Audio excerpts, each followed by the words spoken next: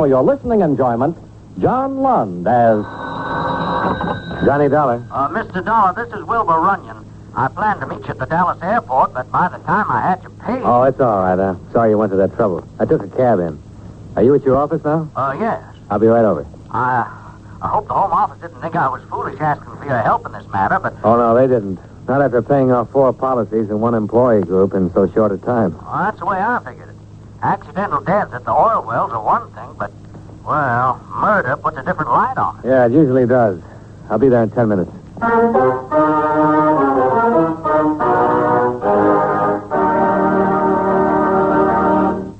Right here, I have a few words to say, and I'll say them as quickly as possible. You know, someone once said that everyone and everything in America depends on speed, and that as our country grows older, we all move faster. But it wasn't much more than 100 years ago that the fastest anyone could travel was at the speed of a running horse, which wasn't very fast when you compare it to the speed of our latest jet planes, and talk about going to the moon at 25,000 miles an hour. And during that same 100 years or so, we've grown from the first crude telegraph to the perfection of color television. Yes, this increased speed in transportation, communication, and everything else has changed almost everything in our country, including the Cabinet of the United States. For example, up to World War II, there wasn't any reason why the War and Navy departments shouldn't be directly responsible to the President. But then, there was a growing need for the speeding up of military action and decisions, calling for unified commands and a more closely knit integration of military activities. Thus, our Department of Defense was born, creating a new cabinet post to coordinate and execute the overall general policies relating to the armed forces. And the secretary heading this new Department of Defense became the representative to the President for the newly designated secretaries of the Army, Navy, and more recently, the Air Force. In the future, our fast-moving world may add even more members to the President's cabinet to ensure the safety and well-being of our United States.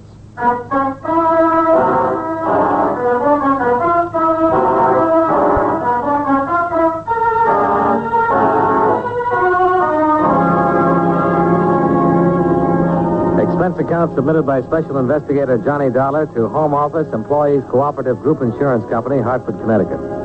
The following is an accounting of expenditures during my investigation of the syndicate matter. Expense account item 1, $106.40. Airfare and incidentals between Hartford and Dallas, including cab fare to the Alamo building, where I contacted Wilbur Runyon, manager of your Southwestern Division. You, read my report to the Home Office, Mr. Dollar? Yeah? What there was of it? Well, there isn't much I can add to it, I'm afraid. Even the sheriff at Tupelo doesn't know any more than what I wrote. With a new oil strike, Tupelo's a boomtown. That always means a certain amount of trouble. 4 murders seems like an extra large helping, though, even for a boomtown. I don't know what to think of it. Of course, practically every man working in that field is insured with us under the group plan, so it isn't unusual that we've paid off in all 4 cases. No, but it is unusual for all 4 men to die the same way. You said that in each case the victim had been beaten to death. The murders all follow the same pattern. That would seem to indicate that they'd all been done by the same person, or persons. Oh, that's right.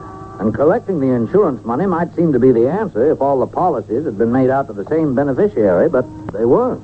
Who did benefit? In all 4 cases, the wife of the victim. Well, that still doesn't rule out a syndicate. Well, what do you mean? Killers can be hired, Mr. Runyon. They collect their share of the insurance after an unhappy wife becomes a merry widow. Not in this case. Why not? Oil company that made the strike at Tupelo is one of the best. They pay the premiums for their employees. No payroll deduction. So? So, 2 of the wives who collected didn't even know about the insurance until we contacted them. That could be an act. I'll let you judge that for yourself. Now, last man killed was a driller named Gonzalez, Mexican. I haven't paid the claim yet. I asked his wife to come in this afternoon to pick up the check. She'll be here in a minute.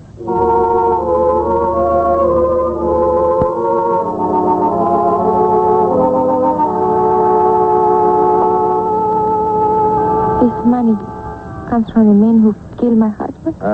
No, Mrs. Gonzalez. It's insurance, life insurance the oil company paid for. $2,000? That's right, ma'am. You have a family, Mrs. Gonzalez? Somebody you can go to? My mother, my brother in Sonora. But my husband, Manuel, he always wanted the baby to be born here in Estados Unidos. Everything was going to be so good. Did your husband have any enemies? Enemies for what? He never hurt nobody. There were 3 other men killed, Mrs. Gonzalez. Did he know any of them? I don't know. No, I don't think so. We were in Tupelo for only 3 weeks. 3 weeks? I forgot to mention that in my report, Dollar. All the men killed have been newcomers to the Tupelo field. Well, where'd they work before they came there? They all come in from the same job someplace else? Oh, no, all came from different places. None of them had worked for a couple of months before hitting Tupelo, according to employment records. Was your husband out of work for a long time before you went to Tupelo, Mrs. Gonzalez?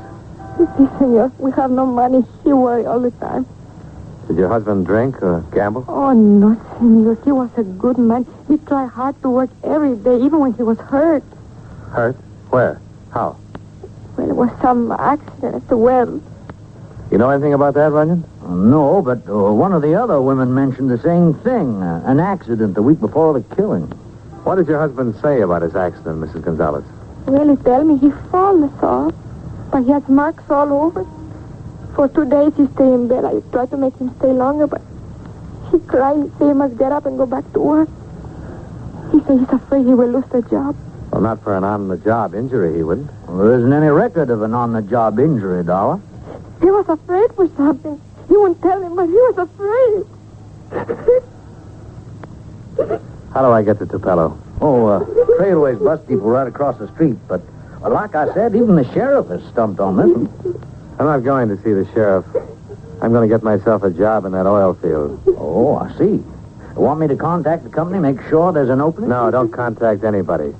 We already know of 4 openings.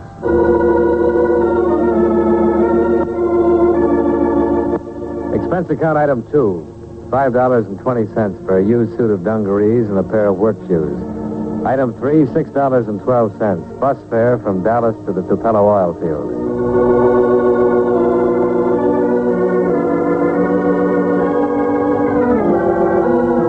I found quarters in a rundown boarding house, and at 7 the next morning I was at the employment office. Before 9 a.m., I had a shovel in my hand and was digging a sludge pit. Hey, you, a new man. Knock off a minute. You talking to me? Yeah, come here.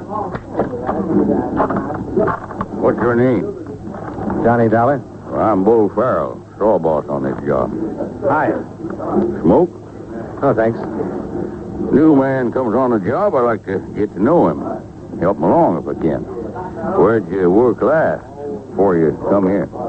I was out of a job for quite a while. Oh, that's too bad. No money coming in gets rough on a fella. Yeah. You broke? I ain't being nosy, Dollar. Just thought if you was, I might figure out a way to help. Thanks. I'll get by all right. Well, if you do get stuck, let me know. All right, you can go back to work. He was friendly, all right. A little too friendly.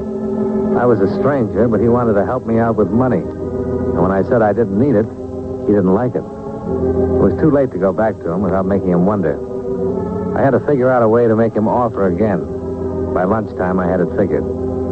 I left the well and crossed the field to the office. I went up to the payroll window. Something I can do for you? Yeah, I just signed on this morning. When's payday? Weekend Wednesday. You get your money Thursday. Any chance of getting a little advance? I'm broke. Your first day on the job, what do you think this is? Well, I got to get by until payday. I got to eat. I can't help that. Advances are against the rules. Well, thanks anyhow. Hey, just a minute. Yeah? You need some money. See Bull Farrell.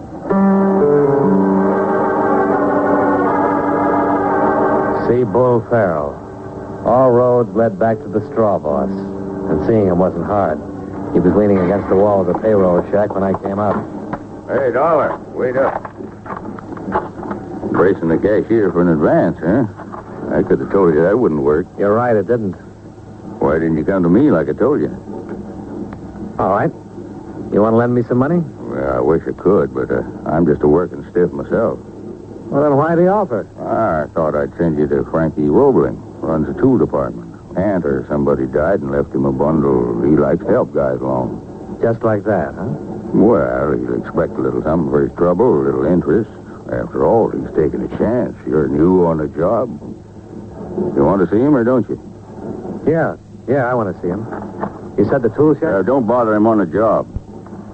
Room 12, the Tupelo Hotel, tonight.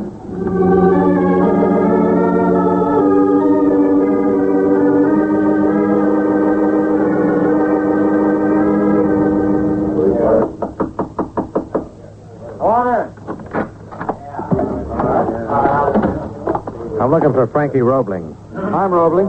You Dollar or Prescott? Johnny Dollar. Deal me out of here. Come on to the next room, Dollar. I understand you need some dough. That's right. How much? How much can I get? Enough to live on until payday. If you ain't planning on taking any trips, where do you live? Kilgallen's boarding house. $20 see you through? Sounds all right. Yeah. And on payday, you'll drop in and give me the 30 back, right? 30 for 20? Well, just to show you appreciate the favor. Well, you wanted it, don't you? All right. You want me to sign some kind of a note? And I owe you? What for? I'll remember it. And if you forget, I'll remind you. $20. And 4 dead workmen. There was a big gap. No way of linking them together. But somewhere the pieces had to fit. Then Thursday came, and I drew my first pay.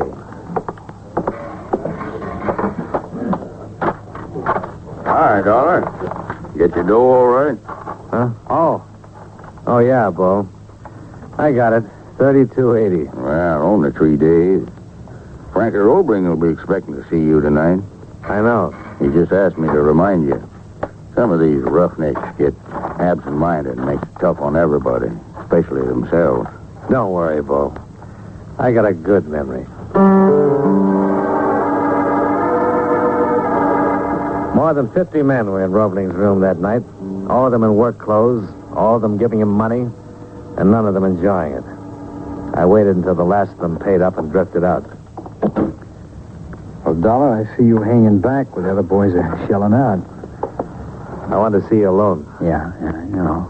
That means you want to talk, and when you want to talk, it means you want to stall about paying. I only had 3 days' pay coming. You knew that when you borrowed the money. I had the boarding house to pay. I have to live, don't I?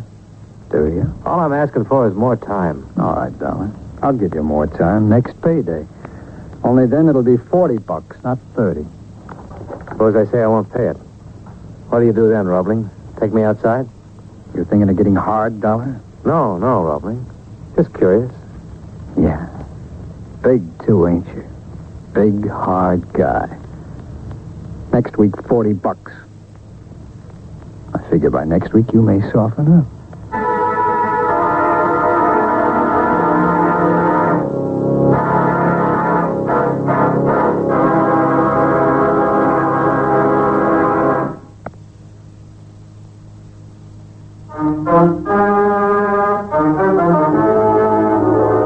And now, with our star, John Lund, we bring you the second act of Yours Truly, Johnny Dollar.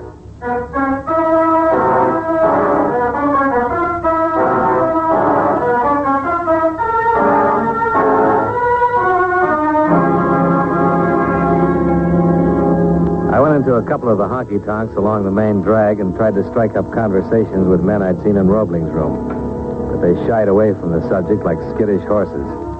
I was ready to give it up when a man I recognized from the job came over and set his beer down next to mine. Mind if I sit down? Help yourself. My name's Prescott, Wally Prescott. Yeah, I know. You were behind me in the pay line this afternoon. Yeah. And I saw you up at Roebling's room tonight. What were you doing there? Paying off? Yeah. I saw you, too. But you didn't pay off. How do you know? I heard some talk later. Roebling and Bull Farrell. It's none of my business, maybe, but you better pay. I'm short of cash. Look, a lot of us are short. I'm just telling you for your own good. I'm on the hook myself. They don't like it, let them sue me. That isn't the way they work it. How do they work it? Blonsky and a couple of the others could tell you. If you don't pay up in full by next week, you're liable to get worked over. That doesn't convince you? Yeah? A few guys have died around here since the field opened. Too bad a few guys didn't have a talk with the sheriff instead. About what? A beating in a dark alley from a bunch of guys you can't identify? What would it prove? And what happens next when the guys you want behind bars can't be put there? Every payday, I just about managed to pay off. I got a wife and 2 kids, so I got to borrow all over again to feed them. Blonsky's in the same boat. So are a dozen others.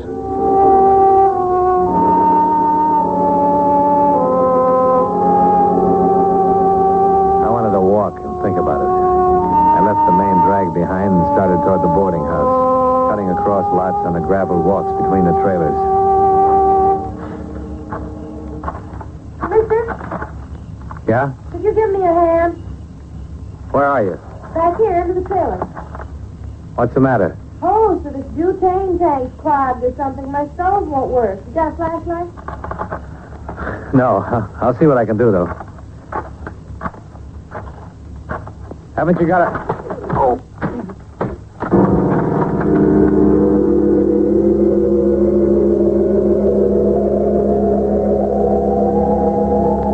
Waves of pain swirled over me, and then I was sucked down into a whirlpool of blackness. When I came out of it, I was alone. I could feel the gravel biting into the side of my face. After a while, I managed to get on my feet, make my way to the boarding house. I fell across the bed with my clothes on and passed out again.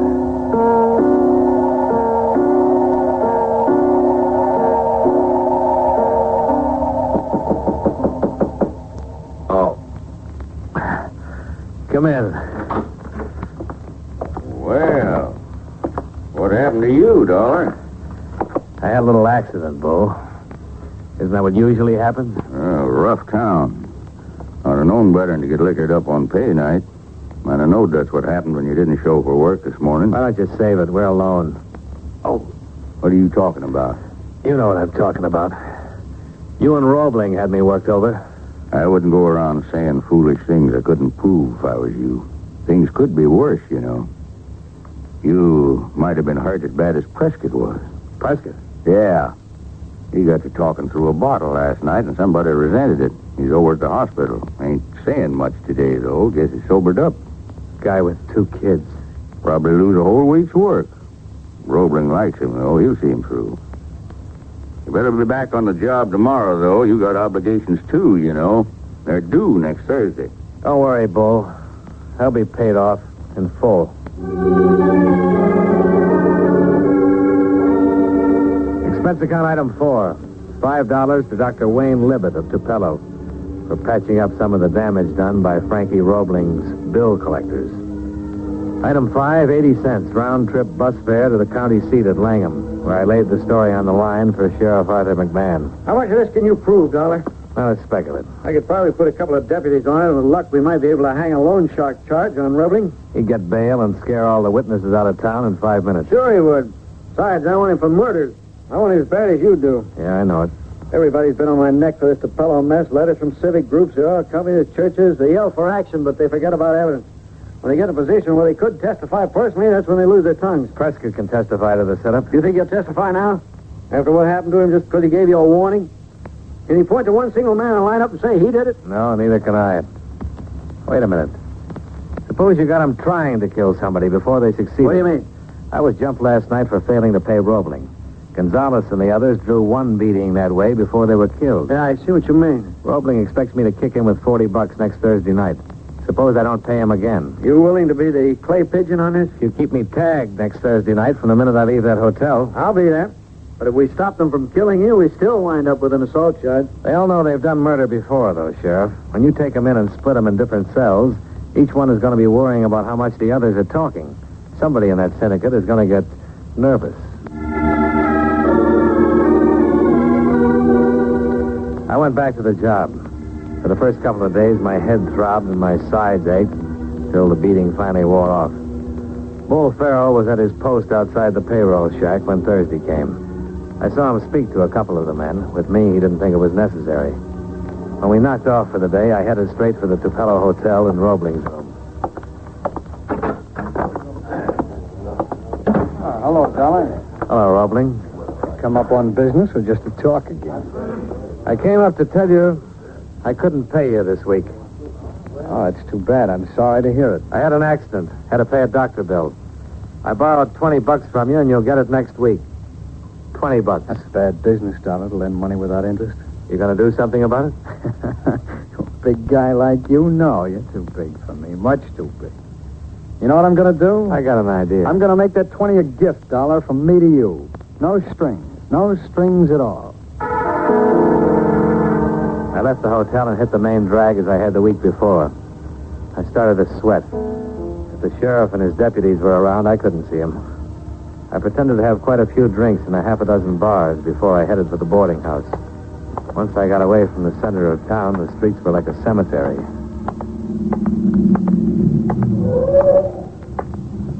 Hey, Dollar? Who's that? Bull Farrell. Friends of yours with me. Fellas you met last week. Wanted to take you to a party with us. No, thanks. Come on, boys. We can do it here. All right. Come on. Should have listened to Prescott. He told you a couple of guys was killed. Okay, boys. Give them the full job this time. All right, that's enough. I got 4 deputies riding herd on this party. First one of you to move stops the bullet. Now, just stand and get your hands up. You all right, Dollar? Yeah. Where the devil were you? Back in the car on the way out, turned into the driveway across the street. How'd you know where to stake out? This big mouth laid it out for his playmates in the hotel bar right after you left. My deputy was standing less 10 feet away from him. Okay, so I start to beat a guy up. Let's get in and pay the fine. Sure, I got a half dozen murder warrants here in the name of John Doe, too. What do you want to do about them? Where's your corpse? You kidding? No, I'm not. Prescott and Bronski and 20 other men are in jail right now, protective custody. And they've all made statements. Some one of them is bound to recognize one of your boys. Sure. We got all of you except Frankie Roebling. He's the boy who's going to pay the fine, Bull. While you sweat it out, he'll pay a fine for loan sharking and then get out of the state. Who are you bluffing? You guys keep your mouths shut. You got nothing on any of us. Let's all go in and wait and see, huh? They wavered, but they didn't break. We knew that by Monday morning, Roebling would have a high-powered attorney in to spring him on a writ. Roebling was getting jittery himself, though. He didn't know what was going on inside, and it was killing him. We watched him from the upper window of the courthouse. Look at him down there. He's more nervous than the ones we got here under lock and key. Yeah, been hanging around all day. If I could only get him in here for 24 hours. On the loan charge? Yeah. He'd bail himself out before he got the key turned. Hey, who is that he's talking to? Jailer. Going over to the cafe to get supper for the others. Every time he crosses the street, Roebling tries to pump him. That's a frightened man, Sheriff. He could blow up any minute. Not unless we find a way to light the fuse. Hey, wait a minute. Maybe we can get a match under him. How? By putting on a show for his benefit. Suppose he thought we were going to bring Bull in here tonight and work him over. I don't handle prisoners that way, Dollar. You don't have to. All we want is for Roebling to think you're doing it. Is there a telephone over in that cafe? Yeah. Call over and get your jailer. On the way back, he can tell Roebling that Bull's getting a workout tonight. I don't get what you're driving at. Where do you think Roebling will be tonight after he gets that piece of information? Right down there where he is now, sweating it out by proxy. Very well. Then what? About 10 o'clock, get Bull out of the cell and bring him in here. I won't manhandle him, Dollar. Listen to me, will you? You bring him in and seat him over there. Roebling's across the street. He'll see it. Yeah? Who's that deputy of yours, the big guy? Mike Larkin? Yeah. After we get Bull in here, we pull the shades. Then we march him right out again and put Larkin in that chair instead. If we can stage it right, we put the overhead lights out and turn that desk lamp on the chair so it throws shadows against the shade. From where Roebling stands, it'll look like the shadow on the chair is Bull's. We can also make it look like we're giving him a terrific beating. Then what? What would you do if you actually got a confession out of somebody in this room? Go to the next office, type it up, have him sign it? So that's what you do. Typewriter in there is right next to the window. Then you bring Bull in to sign it. He won't sign a confession. No, but he'll sign a denial. It isn't what Bull signs that matters. It's what Roebling thinks Bull Farrell is signing.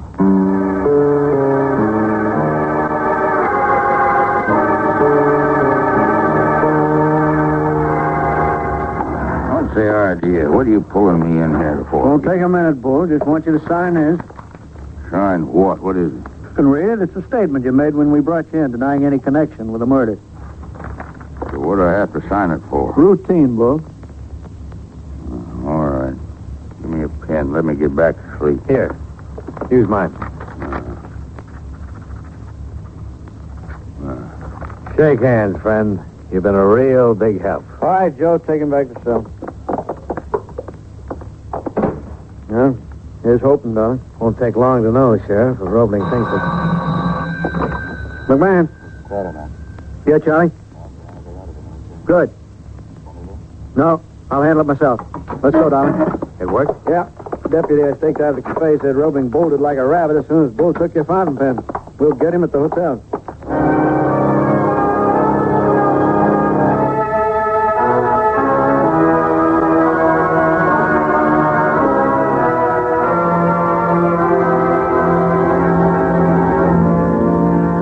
And that about wound it up.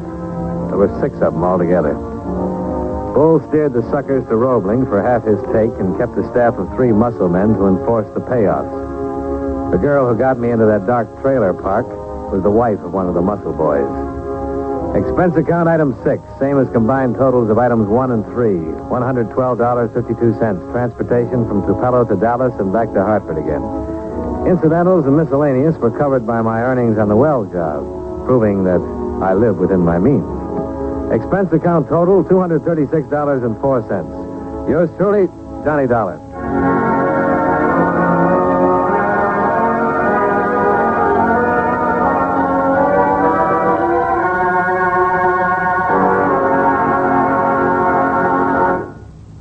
You know, many great men have attained the highest office in our land, the presidency of the United States. Can you guess the name of this man? His great-grandfather fought in the Revolution. At 18, this man was a school teacher in Ohio, but quit to enlist in the Civil War. In 1867, he was admitted to the bar, and in 1896 was elected president. During his administration, the Filipinos were promised their independence, and he was reelected on a full dinner pail platform. If you don't have his name by now, here's another clue. During his presidency, Major Walter Reed discovered the cure for yellow fever. Who was he? William McKinley, 25th President of the United States. His life is part of your American heritage.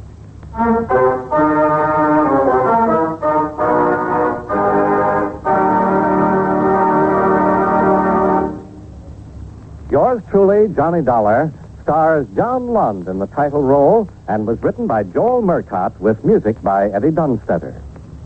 Featured in tonight's cast were Joseph Kearns, Lillian Byatt, John McIntyre, Parley Bear, Stacey Harris, Hy Averback, Virginia Gregg, and Tom Tully. Yours truly, Johnny Dollar, is transcribed in Hollywood by Jaime Del Valle.